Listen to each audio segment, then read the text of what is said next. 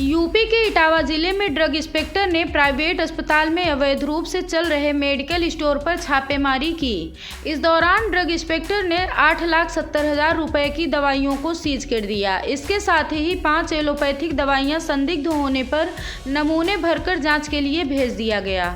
आपको बता दें कि इटावा में ड्रग इंस्पेक्टर ने शहर के भरथना रोड पर चल रहे आशीर्वाद हॉस्पिटल में स्थित मेडिकल स्टोर पर छापेमारी की। इटावा जनपद के ड्रग इंस्पेक्टर रजत कुमार पांडे और औरैया जनपद के ड्रग इंस्पेक्टर ज्योत्सना आनंद ने संयुक्त रूप से छापेमारी की।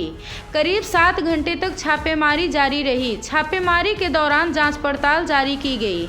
इस दौरान ड्रग इंस्पेक्टर द्वारा अवैध रूप से चल रहे इस मेडिकल स्टोर पर छापेमारी की गई तो इसमें 8,70,000 रुपए की दवाइयों को सीज किया गया एवं 5 एलोपैथिक दवाइयां संदिग्ध होने पर नमूने को जांच के लिए प्रयोगशाला भेजे गए।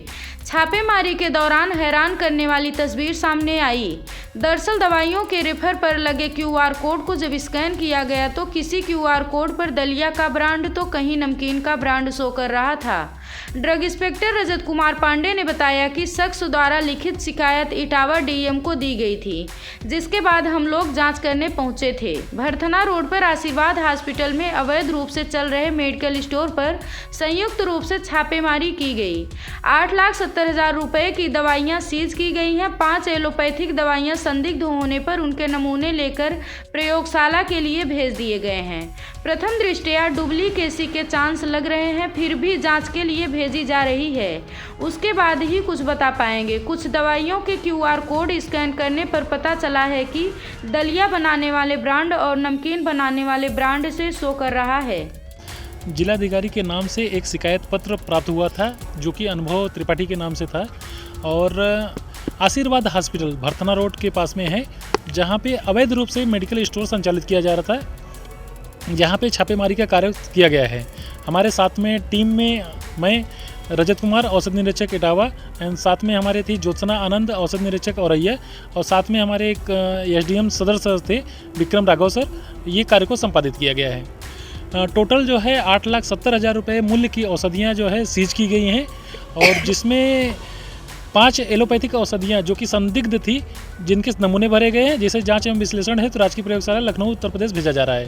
अब प्राइमा फेसिया में देखने में तो जेनरिक औषधियाँ हैं, थोड़ा डुप्लीकेसी के चांसेस भी हैं। अब उसको जांच के रिजल्ट आने के बाद ही हम बता पाएंगे उसकी कैसी है वो स्थिति। इसके लिए हमने 5 एलोपैथिक औषधियों के नमूने भरे हैं और उसको राजकीय प्रयोगशाला भेज रहे हैं। जैसे रिजल्ट आता है तो अग्रिम कार्रवाई की जाएगी। जैसा कि QR कोड स्कैन करने से पता चला कि कुछ दलिया बनाने वाली कंपनियों के ब्रांड के प्रतीत होते हैं और 2 औषधियों के हैं जिसमें नमकीन वगैरह के प्राप्त हुए हैं, तो उन सभी औषधियों को जो है नमूने भरे गए हैं जिसे जाँच के लिए भेजा जा रहा है। जैसे रिजल्ट आता है तो अग्रिम कार्रवाई की जाएगी। अभी औषध नियमावली के अंतर्गत जो कार्रवाई की गई है ये सीजर की कार्रवाई थी। अब CGM न्यायालय कोर्ट में माननीय न्यायालय में एक कोर्ट केस दाखिल किया जाएगा। उनके विपरीत जो भी एक्ट के हिसाब से जो भी कार्रवाई होगी वो की जाएगी। यहाँ पर एक कंप्लेन आई हुई थी DM सर के नाम से, जिसके लिए जो हमारे ACD सर हैं, असिस्टेंट कमिश्नर ड्रग्स कानपुर मंडल कानपुर, उनके आदेश के अनुसार टीम बनाई गई जिसमें कि मुझे यहाँ के लिए निर्देशित किया गया कि मैं यहाँ पर आऊँ और इसको ज्वाइन करूँ। जहाँ पर मैंने रजत कुमार पांडे औषधि निरीक्षक इटावा, इनको मैंने ज्वाइन किया और फिर हम लोग आशीर्वाद हॉस्पिटल गए। वहाँ पे हमने देखा कि एक बिना लाइसेंस का जो मेडिकल स्टोर है वो संचालित हो रहा था और वहाँ पे बहुत सारी अवैध औषधियाँ जो थी भंडारित थी, जिसको कि हमने फॉर्म 16 पर सीज किया है और 5 संदिग्ध नमूने जो हैं उसको हम लोग लिए हुए हैं, जिसको हम लोग राजकीय प्रयोगशाला में भेजेंगे। ये अराउंड 6 से 7 घंटे जो है ये ऑपरेशन चला हमारा। इसकी जो कीमत है लगभग 8.5 लाख से पौने 9 लाख की कीमत की दवाइयाँ जो है वो सीज की गई हैं। बारकोड के लिए ये है कि हाँ डिफरेंट इसमें बारकोड थे, जो कि दवाइयों में जो स्पेसिफिक बारकोड है वो वहाँ पे नहीं थे। वो डिफरेंट प्रोडक्ट का दिखा, जिसमें दलिया नमकीन के बारकोड जो है वो प्रस्तुत हुए हैं, जो हमने चेक किया जिसको, और इसी के लिए हमने नमूने भरे हुए हैं। वो नमूने हम जांच के लिए भेजेंगे और उसके बाद जो रिज़ल्ट आएगा उसके बाद हमें उसके पता चलेगा कि वो आखिर वो दवाइयाँ किसकी हैं, वो स्प्यूरियस हैं, सब स्टैंडर्ड हैं या क्या उसमें है।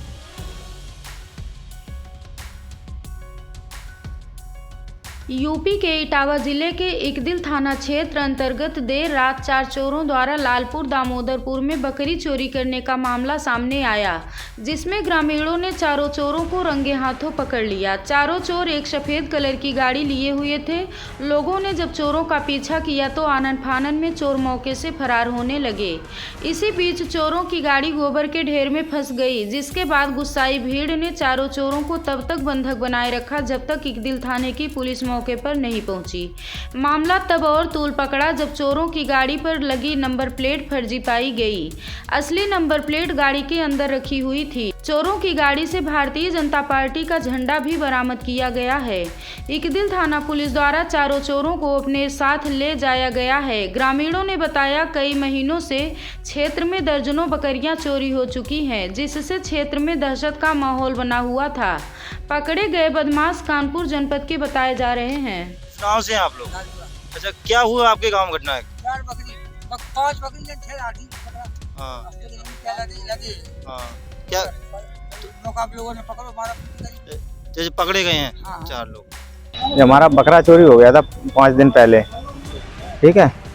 तो गाड़ी वाले थे, बाहर गाड़ी खड़ी हुई थी। कौन सी गाड़ी? ये बिटारा ब्रेजा, हाँ ब्रेजा गाड़ी थी। तो मैंने जानी कोई ऐसी रिलेशन वाली कोई होगी गाड़ी, और मैंने इतना फोकस नहीं किया। तो हम अपनी पढ़ाई करने लगे, तो यहाँ पता चला तो मेरा बकरा गायब था वहाँ से। तो लगभग कितने बजे घटना है? ये सुबह घटना है 11:30 बजे की, दिन में। आपको चोर पकड़े गए हैं, आपको पता कैसे लगा? हमें ये दोस्तों के जरिए से पता चला कि ऐसा वहाँ पे वारदात हुई। तो बता आपका भी होगा, तो मैं यहाँ पहुँचा थाना में, इकदिल थाना में। कितने दिन पहले घटना है? ये 5 दिन पहले की। मेरा माल शनिवार खरीदते हैं, जैसे घेरा में माल बिड़ा था मेरा बगल में घर के पास में। रात के 1:30-2 बजे के समय पे घर से बाहर निकले हैं। जैसे ही उनने हज चोर चपेट कर दी, उनने बोल दिया मार दे गोली से। कौन थे? चोर थे जी। कितने लोग? 2 लोग। चोरी हुआ आपका? बकरा चोरी हुआ है। कितने? 10 माल था। 10 माल में से 2 उसमें घेरा में रह गए, एक रास्ता में रह गया, 7 माल गया मेरा। कौन सी गाड़ी से थे? कौन सी गाड़ी से? वो ऐसी गाड़ी थी, गाड़ी का नाम नहीं था। 4 व्हीलर से उसी गाड़ी थी। जैसे ही हम घर से बाहर निकल रहे हैं, उनने की मार दे गोली। फिर हमने भागना पड़ा है। उनने की वो मेरे ऊपर चटक के आए हैं, भागे। हमला करने की कोशिश की तुमने? हमला कोशिश पूरी करी है। तो आप कौन से गांव के कौन से थाने पड़ता है आपका? अनंतराम गांव पड़ता है मेरा, थाना अजीतमल पड़ता है। तहरीर दी थी आपने जो आपके बकरी चोरी? हाँ दी थी। यहाँ पे आपको कैसे पता लगा? है? वो एक लोग मेरे उधर गए घर पे, उनने बताया ऐसा सब माल पकड़ा गया, पकड़े गए चोर। ग्रामीणों ने आपको पकड़ा है, आप बकरे ले जा रहे हैं, क्या था पूरा मामला? हाँ बकरी थे गाड़ी। बकरे ले जा रहे हैं, क्यों ले जा रहे थे, क्या कारण? इससे पहले भी आपने कभी चोरियां की हैं? कार किसकी है? कार मेरी नहीं है भाई। किसकी है? चोरी की है? नहीं, दूसरे की। दूसरे की है। मांगे की चला रहे थे या किसी की किराए पे लेके आए? मांगे की है। कार के अंदर एक और प्लेट मौजूद है, वो क्या है? नंबर प्लेट जो है, वो नंबर है, नंबर है गाड़ी का नंबर है, और अलग दूसरी यानी कि दूसरे नंबर की प्लेट लगाई।